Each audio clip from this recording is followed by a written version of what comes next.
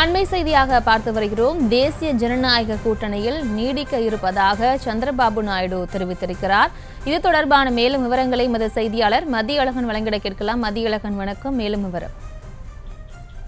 ஆந்திராவில் நடைபெற்ற சட்டமன்ற தேர்தல் மற்றும் மக்களவைத் தேர்தலில் தெலுங்கு தேசம் கட்சி அபார வெற்றி பெற்றிருக்கிறது.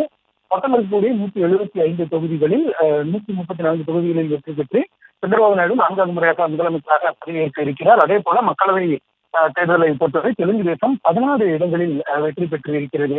தற்போதைய நிலவரப்படி தெலுங்கு தேசத்தை பொறுத்த வரைக்கும் அவர்கள் பாரதிய ஜனதா தலைமையிலான தேசிய ஜனநாயக கூட்டணியிலேயே நீடிக்கிறார்கள். இந்த நிலையில் இந்தியா கூட்டணிக்கு போதிய பெரும்பான்மை கிடைக்காத நிலையில் நிதிஷ்குமார் மற்றும் சந்திரபாபு நாயுடு உள்ளிட்டோரினுடைய ஆதரவு அவர்களுக்கு தேவைப்படுகிறது.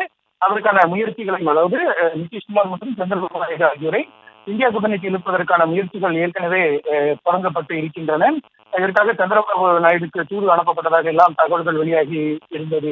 இந்த நிலையில் இன்று நடைபெறக்கூடிய இந்தியா கூட்டணியில் பங்கேற்பதற்காக சந்திரபாபு நாயுடு டெல்லி செல்கிறார். அதற்கு முன்பாக ஆந்திர மாநிலம் விஜயவாடாவில் சந்திரபாபு நாயுடு செய்தியாளர்களை சந்தித்தார். அப்பொழுது இந்த தேர்தல் குறித்து அவர் பல உருக்கமான கருத்துக்களை தெரிவித்தார். கடைசியாக அவரிடம் இங்கே எந்த கூட்டணியில் இருக்கிறீர்கள் என்பது தொடர்பான இந்த ஒரு கேள்வியானது எழுப்பப்பட்டது. அப்பொழுது அதற்கு பதிலளித்த அவர், தான் இன்னும் பாஜக தலைமையிலான இந்திய கூட்டணியில், அதாவது தேசிய ஜனநாயக கூட்டணியிலேயே இருப்பதாக சந்திரபாபு நாயுடு தெரிவித்திருக்கிறார். சந்திரபாபு நாயுடுவை இழுப்பதற்காக இந்தியா கூட்டணி தலைவர்கள் பேச்சுவார்த்தை தொடங்கி இருப்பதாக தகவல்கள் வெளியாகின நிலையில் தற்பொழுது இந்த ஒரு கருத்தை சந்திரபாபு நாயுடு கூறியிருப்பது மிகவும் முக்கியத்துவம் வாய்ந்ததாக பார்க்கப்படுகிறது.